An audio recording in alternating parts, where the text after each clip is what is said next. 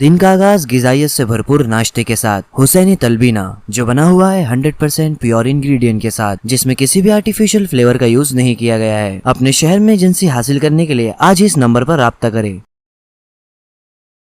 بسم اللہ الرحمن الرحیم، الحمد للہ رب العالمین، والصلاة والسلام علی سید المرسلین وعلی آلہ واصحابہ اجمعین، اما بعد، فعن ابی سعید الخدری رضی اللہ تعالی عنہ قال قال رسول اللہ صلی اللہ علیہ وسلم من اکل طیبا وعمل فی سنت وامن الناس بوائقہ دخل الجنہ۔ فقال قائل ان هذا اليوم لكثير في الناس، قال سيكون في قرون بعدي او كما قال عليه الصلاة والسلام۔ محترم بزرگوں اور دوستو، اس وقت میں نے اللہ کے رسول صلی اللہ علیہ وسلم کی ایک حدیث پڑھی جس کو مشہور صحابی حضرت ابو سعید خدری رضی اللہ تعالی عنہ بیان کرتے ہیں۔ حضرت ابو سعید خدری بڑے مشہور صحابی ہیں اور کثرت سے حدیثیں بیان کرتے ہیں۔ قبیلے انصار کی ایک شاخ سے ان کا تعلق تھا اور اسی شاخ کی طرف منسوب کرتے ہوئے ان کو خدری کہا جاتا ہے۔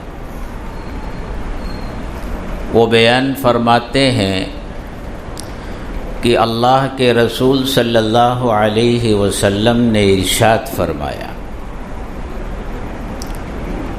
کہ جس نے پاکیزہ اور حلال غذا کھائی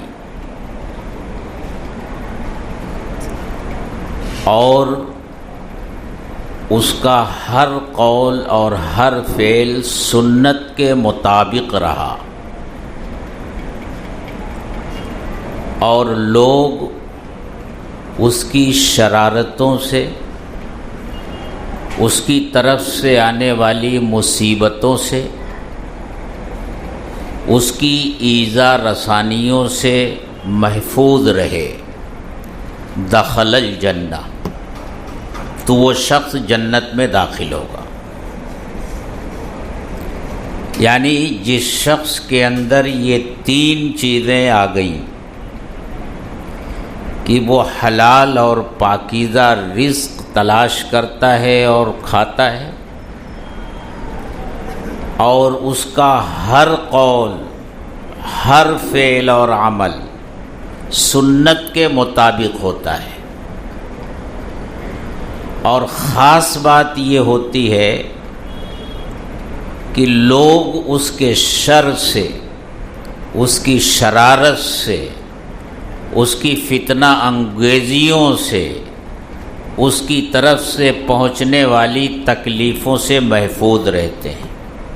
تو فرمایا وہ شخص جنت میں داخل ہوگا۔ جنت میں دو طرح کے لوگ داخل ہوں گے۔ ایک تو وہ ہوں گے جو شروع ہی میں جنت میں داخل ہو جائیں گے، اور دوسری قسم ان جنتیوں کی ہے جو پہلے جہنم میں ڈالے جائیں گے اور اپنے گناہوں کی سزا بھگتنے کے بعد ایمان کی بدولت انہیں جہنم سے نکالا جائے گا اور پھر جنت میں داخل کیا جائے گا۔ تو یہ دوسرے قسم کے جنتی تو ہر ایمان والا ہے، جو ایمان لے آیا وہ انشاءاللہ جنت میں داخل ہوگا، اس کا ایمان چاہے کتنا ہی کمزور کیوں نہ ہو، ایک نہ ایک دن جہنم سے اسے نکالے گا۔ لیکن خوش قسمت ہوں گے وہ ایمان والے جن کو پہلے ہی مرحلے میں جنت کا داخلہ مل جائے گا، وہ جہنم کے عذاب سے بچ جائیں گے۔ تو یہاں جنت میں داخل ہونے کی جو بات کہی گئی ہے اس سے دخول اولی مراد ہے، یعنی ایسا شخص پہلے ہی مرحلے میں جنت میں داخل ہو جائے گا، یہ خوش قسمت ہوگا۔ ایسے شخص کو جہنم میں نہیں ڈالا جائے گا۔ 3 وصف بتائے۔ من اکل طیبا، جو حلال اور پاکیزہ روزی کھائے۔ آپ جانتے ہیں کہ اسلام میں رزق حلال کی بڑی اہمیت بیان کی گئی ہے، بلکہ اس کو بنیاد قرار دیا گیا ہے۔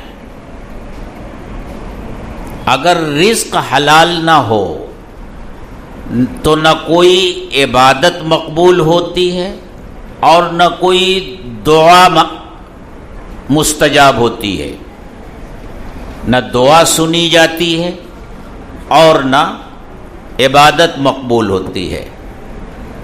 ایک حدیث میں آتا ہے کہ آدمی مقدس مقامات کا سفر کرتا ہے جہاں دعائیں قبول ہوتی ہیں، اور وہاں جا کر اللہ سے دعا کرتا ہے، لیکن فرمایا اس کا کھانا حرام، اس کا پینا حرام، اس کا پہننا حرام، فَأَنَّا يُسْتَجَابُ، تو اس کی دعا قبول کیسے ہوگی؟ مطلب یہ ہوا کہ بیت اللہ کا پردہ پکڑ کر بھی اگر یہ شخص دعا مانگے گا، ملتزم سے چمٹ کر بھی یہ شخص دعا مانگے گا، اور عرفات کے میدان میں، مینا کے میدان میں، مزدلفہ کے میدان میں جہاں اللہ کی رحمت بارش کی طرح برستی ہے اور بہانے بہانے سے اللہ مغفرت فرماتے ہیں، لیکن اگر کھانا حرام، پینا حرام، پہننا حرام، تو اللہ تعالیٰ ان مقدس مقامات پر بھی دعا قبول نہیں فرماتے۔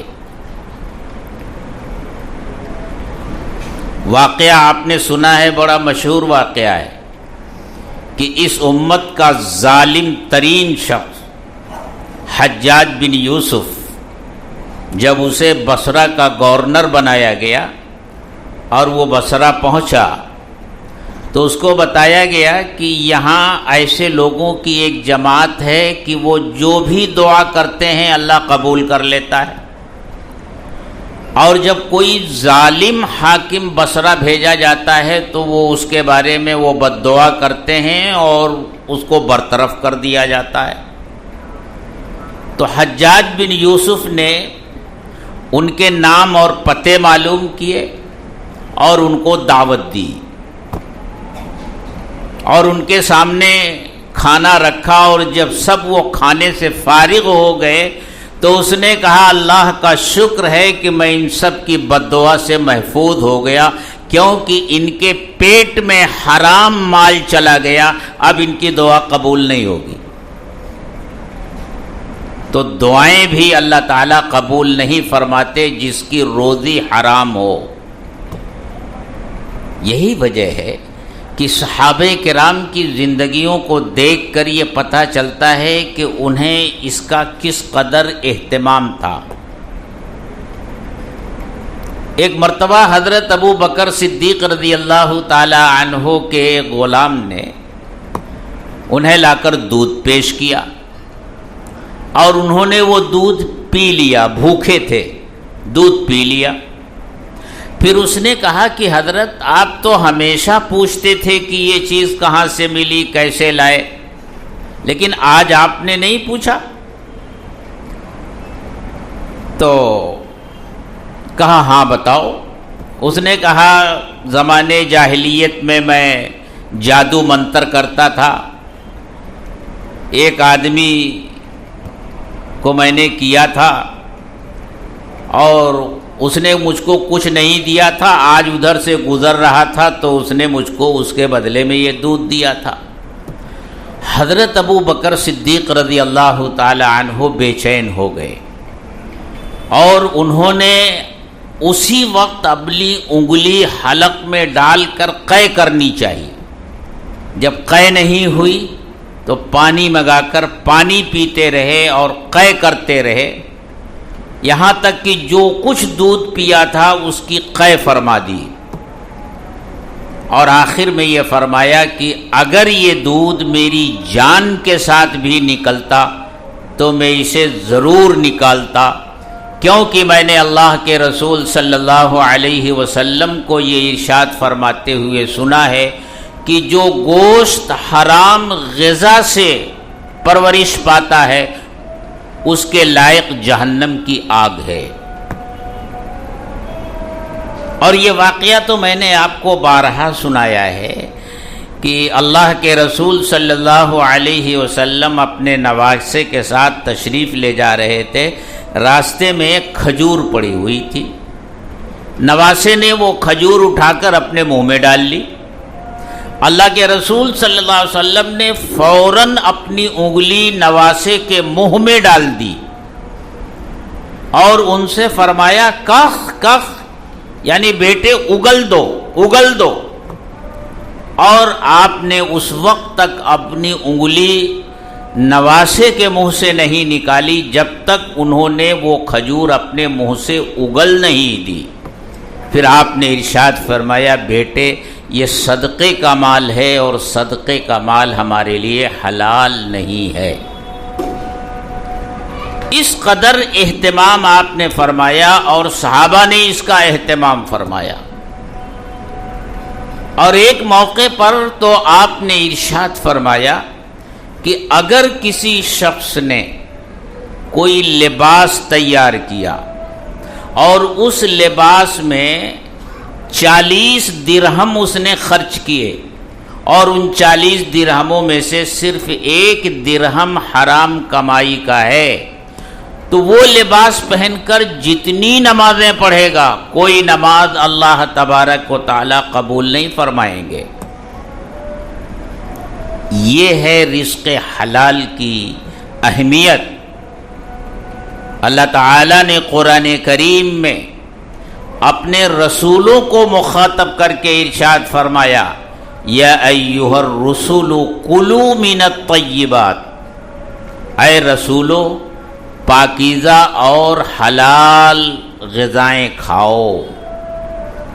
رسولوں کے بارے میں تو کوئی سوچ بھی نہیں سکتا نبی اور رسول کے بارے میں کہ وہ حرام کے قریب بھی جائیں گے، لیکن ان کو مخاطب کر کے رزق حلال کی اہمیت بتانا مقصد ہے کہ جب رسولوں اور نبیوں کے لیے یہ حکم ہے تو پھر عام امتی کے لیے کس درجہ اہمیت کا یہ حکم ہوگا کہ وہ رزق حلال تلاش کریں اور حلال کھائیں اور حرام سے بچیں. میرے دوستو، اور پھر آگے اس میں فرمایا رزق حلال کھاؤ وَاعْمَلُوا صَالِحًا، اور نیک اعمال کرو. مطلب یہ کہ رزق حلال کھاؤ گے تو اعمال صالحہ کی طرف طبیعت چلے گی، اچھے اعمال کرنے کو دل چاہے گا، مسجدوں کی طرف دل آنے کو چاہے گا، نماز پڑھنے کو دل چاہے گا، روزہ رکھنے کو دل چاہے گا، ہر نیک کام کرنے کو دل چاہے گا اگر رزق حلال ہوگا. اور اگر رزق حلال نہیں ہے تو نیک عمل اور حرام کھانے والے کے درمیان رکاوٹ پیدا ہو جائے گی. سب کچھ میسر ہونے کے باوجود نیک عمل کی طرف اس کی طبیعت چلے گی نہیں، نیک عمل کرنا اس کے اوپر گراں گزرے گا. مسجد کے قریب ہی بیٹھا رہے گا، لیکن مسجد میں آنا اس کے اوپر بہت شاق گزرے گا، ہر نیکی سے اس کے دل میں دوری پیدا ہو جائے گی۔ گویا دوسرے لفظوں میں یوں کہہ لیجئے کہ رزق حلال دلوں کو منور کرتا ہے، اس میں ایک نورانی کیفیت پیدا کرتا ہے، اور حرام دلوں میں تاریکی اور سیاہی پیدا کرتا ہے، اور وہ نیکیوں سے اور نیک اعمال سے لوگوں کو دور کرتا ہے۔ تو اس لیے فرمایا من اکل طیبا، جس نے حلال اور پاکیزہ رزق کھایا، اور آگے فرمایا وعمل فی سنت، اور سنت میں عمل کیا۔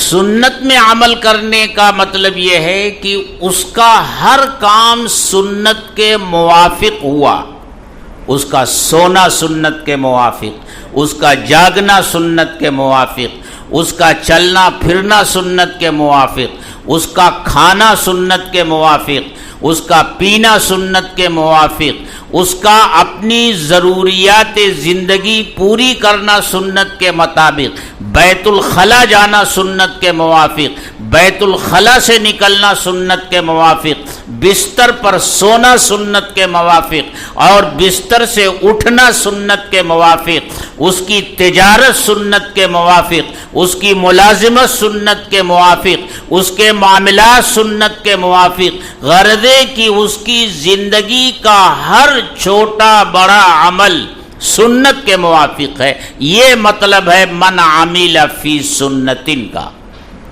جس نے سنت کے مطابق عمل کیا، اس کا قول اور اس کا فعل سنت کے مطابق رہا۔ اگر وہ کسی سے گفتگو کرتا ہے تو اسے کس طرح گفتگو کرنی چاہیے، اور اسے اللہ کے رسول صلی اللہ علیہ وسلم کے بارے میں گفتگو کرنے کا کیا طریقہ بتایا گیا ہے، اس طریقے کے مطابق اس کی گفتگو ہوتی ہے، اس کی چال ڈھال ہوتی ہے، اس کا رنگ روپ، ہر طرح چلنا پھرنا سب کچھ سنت کے مطابق ہوتا ہے۔ گویا وہ اپنے آپ کو سنت کے قالب میں ڈھال لیتا ہے۔ اور تیسری بات فرمائی من امن الناس بوائقہ، لوگ جس کے شر سے محفوظ ہوں، جس کی مصیبت سے لوگ محفوظ ہوں، جس کی چال بازیوں سے لوگ محفوظ ہوں، جس کی شرارتوں سے لوگ محفوظ ہوں، جس کی جوڑ توڑ کی پالیسیوں سے لوگ محفوظ ہوں، جو اس طرح کی باتیں اس لیے کرتا ہے تاکہ کسی کو ستائے، کسی کو نیچا دکھائے، کسی کو بدنام کرے، کسی کو تکلیف پہنچائے، بوائق میں یہ سب کچھ داخل ہے۔ من امن الناس بوائقہ، جس کی مصیبت سے، جس کی شرارت سے لوگ محفوظ ہوں۔ اور یہاں لوگ کا لفظ ہے، ایمان والے کا لفظ نہیں ہے، مسلم یا مومن کا لفظ نہیں ہے، الناس کا لفظ ہے۔ اور الناس کا لفظ جس طرح مسلم پر بولا جاتا ہے غیر مسلم پر بولا جاتا ہے، جس طرح یہ ہم مذہب پر بولا جائے گا غیر مذہب والے پر بھی بولا جائے گا۔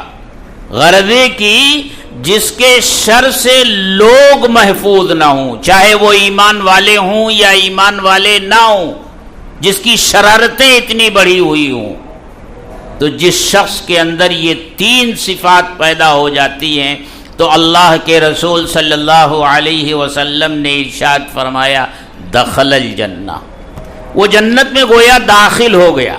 دیکھیے موقع تو یہ تھا کہ آپ یہ کہتے وہ جنت میں داخل ہوگا، جس کے اندر یہ صفت ہوگی، یہ صفت ہوگی، یہ صفت ہوگی، تو وہ جنت میں داخل ہوگا۔ مستقبل کا صیغہ آپ استعمال کرتے کہ وہ جنت میں داخل ہوگا، لیکن ماضی کا صیغہ استعمال کر کے آپ نے یہ بتا دیا کہ اس کا جنت میں داخل ہونا یقینی ہو گیا، گویا وہ جنت میں داخل ہو گیا، دخل الجنہ، وہ جنت میں داخل ہو گیا۔ اور یہ داخل ہونا پہلے ہی مرحلے میں ہے، جہنم میں جا کر پھر داخل ہونا نہیں، بلکہ پہلے ہی مرحلے میں اس کو جنت کا داخلہ نصیب ہوگا۔ جب آپ نے یہ بات ارشاد فرمائی تو ایک صاحب نے عرض کیا، ان ھذا الیوم لکثیر فی الناس، اے اللہ کے رسول آج کل تو یہ صفات بہت سے لوگوں میں، یہ صفات بہت ہیں لوگوں میں۔ گویا وہ یہ پوچھنا چاہتے تھے کہ ہمارے اس زمانے میں، آپ کے زمانے میں اس طرح کی صفات رکھنے والے تو بہت سارے لوگ ہیں، آپ کے بعد کیا ہوگا؟ بعد میں آنے والوں کا کیا حال ہوگا؟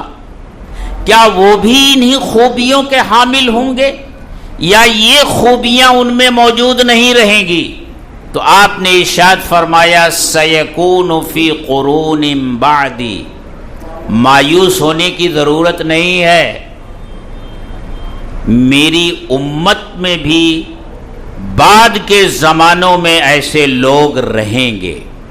یہ اور بات ہے کہ اتنی کثرت سے نہ رہیں، لیکن بالکل ختم نہیں ہو جائیں گے، تنزلی تو آئے گی، اتار تو آئے گا، لیکن یہ اتار اور یہ تنزلی ایسی نہیں ہوگی کہ اس صفات کے حاملین بالکل ختم ہو جائیں اور امت میں ایسے افراد باقی نہ رہیں، بلکہ اس طرح کے افراد ہر زمانے میں امت میں باقی رہیں گے جن کے اندر یہ صفات رہے گی، حلال کھائیں گے اور سنت کے مطابق عمل کریں گے، اور لوگ ان کے شر سے محفوظ رہیں گے، لوگ ان کے شر سے محفوظ رہیں گے۔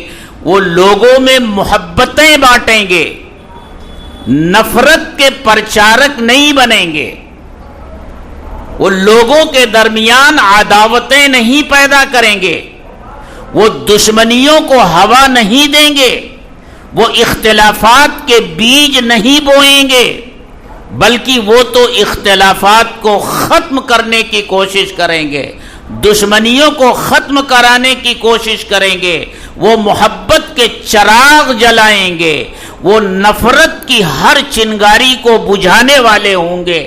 میری امت میں ہر زمانے میں ایسے افراد موجود رہیں گے۔ اللہ کے رسول صلی اللہ علیہ وسلم نے یہ بشارت سنائی ہے اس امت کو کہ میری امت سے اس طرح کے لوگ ختم نہیں ہو جائیں گے، ہر زمانے میں رہیں گے۔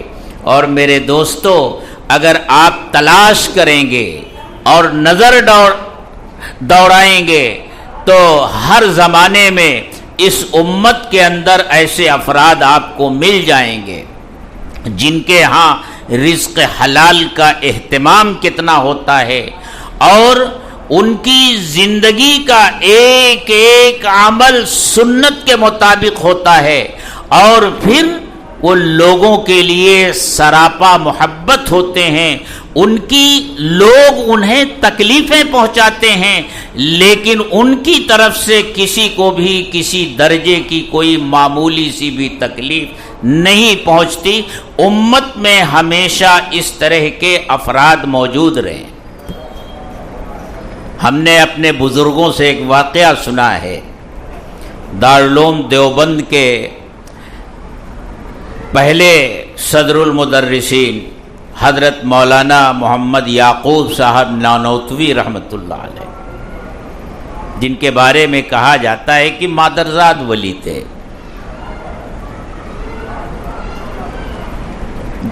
ان کے زمانے میں دیوبند کے اندر ایک میاں جی رہتے تھے، اور ان کی روزی روٹی کا ذریعہ جو تھا وہ جنگل سے گھاس کاٹ کر لا کر بازار میں بیچتے تھے. روزانہ گھاس کاٹ کر بازار میں لا کر بیچتے تھے اور جو کچھ ان کو ملتا تھا اس کے 3 حصے کرتے تھے. ایک حصہ بچا کر رکھتے تھے, ایک حصہ صدقہ کر دیتے تھے اور ایک حصے سے اپنی ضرورت پوری کرتے تھے.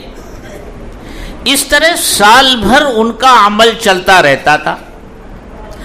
جب سال پورا ہوتا تھا تو ان کے پاس کچھ مال بچا ہوا رہتا تھا, تو پھر اس بچے ہوئے مال سے وہ دارالعلوم دیوبند کے اساتذہ کی دعوت کرتے تھے. حضرت مولانا یعقوب صاحب رحمۃ اللہ علیہ فرمایا کرتے تھے کہ ہم سال بھر حضرت میاں جی کی دعوت کا انتظار کرتے ہیں, اور جب ان کی دعوت آتی تھی تو حضرت مولانا یعقوب صاحب رحمۃ اللہ علیہ خود کھانا پکاتے تھے اور دارالعلوم کے اساتذہ کھاتے تھے. حضرت فرمایا کرتے تھے کہ میاں جی کی دعوت کا کھانا کھانے کے بعد ہم اپنے دلوں میں 40 دن تک نورانیت محسوس کرتے ہیں. 40 دن تک اس کھانے کی نورانیت ہم اپنے دلوں میں محسوس کرتے ہیں. یہ ہے رزق حلال کی برکت. اسی لیے کیا کہا گیا, فرائض کے بعد ایک اہم فریضہ رزق حلال کی تلاش ہے. اس کی بنیاد پر یہ کہا جا سکتا ہے کہ اگر ایک آدمی فرائض ادا کر لیتا ہے, وہ نوافل کا اہتمام نہیں کر پاتا, تہجد, اشراق, چاشت, اوابین نہیں پڑھ پاتا, وہ صبح شام کی تسبیحات کی پابندی نہیں کر پاتا, لیکن 5 وقتہ نماز پڑھنے کے بعد وہ رزق حلال کی تلاش میں صبح سے شام تک اپنے کاروبار میں مشغول رہتا ہے, رزق حلال تلاش کرتا ہے, خود کھاتا ہے اور اپنے گھر والوں کو کھلاتا ہے. ایک طرف وہ شخص ہے, اور دوسری طرف وہ شخص ہے جو 5 وقت کی نمازیں تو پڑھتا ہی پڑھتا ہے, تمام سنتیں بھی پڑھتا ہے, اوابین بھی پڑھتا ہے, تہجد بھی پڑھتا ہے, چاشت اشراق بھی پڑھتا ہے, صبح و شام کی تسبیحات بھی پڑھتا ہے, قرآن کریم کی تلاوت بھی وہ خوب کثرت سے کرتا ہے, لیکن اس کا رزق حلال نہیں حرام ہے, تو وہ پہلا شخص اس سے کہیں بہتر ہے اور کہیں افضل ہے.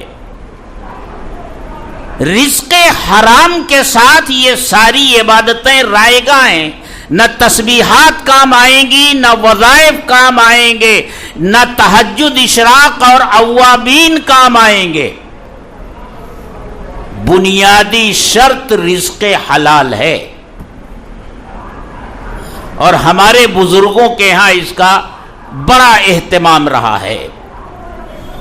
اور جہاں تک سنت پر عمل کرنے کی بات ہے تو ہمارے بزرگوں کے ہاں سنت کا اہتمام کس درجہ رہا, ان کا ایک ایک عمل سنت کے مطابق رہا. ابھی بہت زمانہ نہیں گزرا, ہمارے اسی ہندوستان میں شیخ الحدیث حضرت مولانا محمد زکریا صاحب رحمۃ اللہ علیہ گزرے ہیں.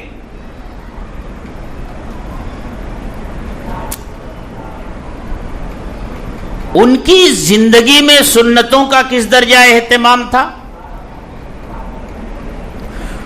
ان کے کسی عمل کو دیکھ کر ہمارے علماء یہ پتہ لگا لیا کرتے تھے کہ یہ سنت ہے یا نہیں. انہیں کتاب دیکھنے کی ضرورت نہیں ہوتی تھی. ان کا یقین اور اعتماد یہ تھا کہ جو کام شیخ الحدیث نہیں کر رہے ہیں یقیناً وہ سنت نہیں ہے. اور یہ واقعہ تو میں نے خود اور میرے ساتھ مفتی محمد یاسین صاحب دامت برکاتہم یہاں موجود ہیں، گواہی دیں گے کہ میں اور یہ مفتی صاحب حضرت مولانا عبدالحق صاحب شیخ الحدیث دارالعلوم دیوبند رحمت اللہ علیہ کی خدمت میں حاضر تھے. حضرت کے دسترخوان پر بیٹھے تھے اور حضرت کے سر پر ٹوپی نہیں تھی. پھر حضرت نے تھوڑی دیر کے بعد کہا کہ بھائی میری ٹوپی لاؤ. پھر حضرت نے ٹوپی پہن لی. پھر ایک واقعہ سنایا. کہا کہ ایک مرتبہ حضرت شیخ الحدیث رحمت اللہ علیہ دسترخوان پر بیٹھ کر کھانا کھا رہے تھے اور ننگے سر کھا رہے تھے. تو ہر زمانے میں تنقید کرنے والے لوگ ہوتے ہیں، خاص طور سے مولویوں کے اوپر تو خوب تنقیدیں ہوتی ہیں. ان کو تو نہ آگے چلنے دیا جاتا ہے نہ پیچھے چلنے دیا جاتا ہے. ان کے ہر عمل پر اعتراض کرنے والے موجود ہوتے ہیں. تو حضرت شیخ الحدیث رحمت اللہ علیہ کے بھی بہت سے ناقدین اور حاسدین تھے. اور یہ کہا گیا ہے جو جتنا بڑا صاحب فضل و کمال ہوتا ہے اتنے ہی زیادہ اس کے حاسدین ہوتے ہیں. حضرت امام اعظم ابو حنیفہ رحمت اللہ علیہ کے بارے میں یہی کہا گیا کہ ان کے حاسدین اتنے زیادہ اس لیے تھے کہ فضل و کمال میں وہ سب سے زیادہ بڑے ہوئے تھے. لوگ وہاں تک پہنچ نہیں سکتے تھے تو حسد کرتے تھے. تو حضرت شیخ الحدیث رحمت اللہ علیہ کی بھی بہت سے حاسدین تھے اور وہ حضرت کی مجلس میں آیا بھی کرتے تھے. دیکھا کہ ان میں سے ایک آ رہا ہے تو حضرت شیخ الحدیث نے فرمایا ارے بھائی میری ٹوپی جلدی سے لاؤ، میری ٹوپی جلدی سے لاؤ، وہ دیکھو آ رہا ہے. پھر ٹوپی انہوں نے پہن لی. اتنا واقعہ سنایا حضرت مولانا عبدالحق صاحب رحمت اللہ علیہ نے. تو میں نے پوچھا کہ حضرت ٹوپی پہننا کھانا کھانے کے وقت سنت ہے یا نہیں ہے؟ سوال پیدا ہوا نا کہ حضرت شیخ الحدیث ننگے سر کھانا کھا رہے تھے تو ٹوپی پہننا کھانا کھانے کے وقت سنت ہے یا نہیں ہے؟ تو جانتے ہیں اپنے وقت کے شیخ الحدیث نے کیا جواب دیا؟ حضرت مولانا عبدالحق صاحب رحمت اللہ علیہ نے فرمایا کہ حضرت شیخ الحدیث کی نظر حدیث پر بہت وسیع تھی. اگر کسی بھی حدیث میں یہ ثابت ہوتا کہ ننگے سر کھانا کھانا خلاف سنت ہے تو حضرت شیخ الحدیث کبھی ننگے سر کھانا نہ کھاتے.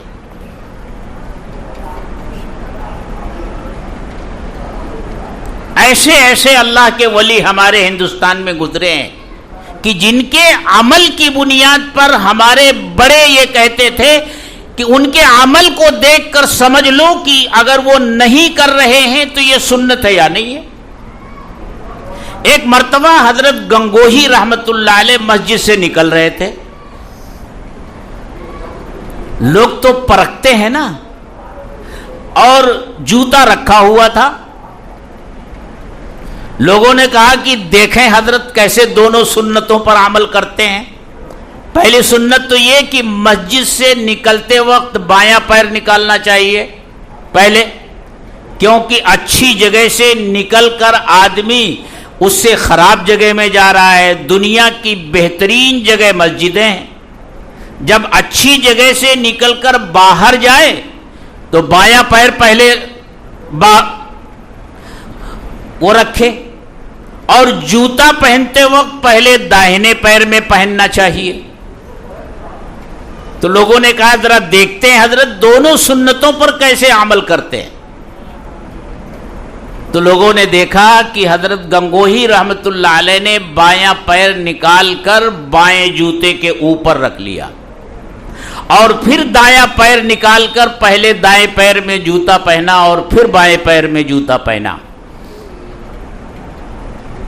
یہ ہیں وہ لوگ جو من عمل فی سنتن کے مصداق ہیں، جن کی زندگی کا ہر قول اور ہر فعل سنت کے موافق ہے. ومن امین الناس بوائقہ، اور یہی وہ ہستیاں ہیں جن کی طرف سے ان کے معاندین کو، ان کے حاسدین کو، ان کی مخالفت کرنے والوں کو بھی کبھی کوئی ایذا اور تکلیف نہیں پہنچی. تو یہ 3 صفت ہیں میرے دوستوں اور بزرگوں. من اکل طیبا وعمل فی سنت وامن الناس بوائقہ دخل الجنہ، کہ جس شخص کے اندر یہ 3 صفتیں آ جائیں وہ جنت میں داخل ہو گیا سمجھو، یعنی اس کا جنت میں داخلہ یقینی ہے. اور آج کا یہ دور، اس دور میں اگر کوئی اللہ کا بندہ رزق حلال تلاش کرتا ہے اور اس راستے کی تکلیفیں برداشت کرتا ہے اور حرام کے قریب نہیں جاتا، تو ہمارے دور کے علماء یہ کہتے ہیں کہ اس کے ولی ہونے کی گواہی دو. وہ ولی ہے، اس لیے کہ پورا نظام معیشت اس طرح حلال اور حرام میں گڈمڈ ہو گیا ہے. سودی کاروبار لین دین میں اس طرح رچ بس گیا ہے کہ اس سے بچنا ممکن نہیں ہوتا، بہت مشکل ہوتا ہے. اور دوسری چیز یہ ہوتی ہے کہ ہم تجارت ضرور کرتے ہیں، ہم میں سے ہر ایک کے گھر میں تجارت کرنے والے موجود ہیں، ہم نمازی بھی ہیں، تاجر بھی ہیں، لیکن نماز کے مسائل تو جانتے ہیں، تجارت کے مسائل ہم نہیں جانتے.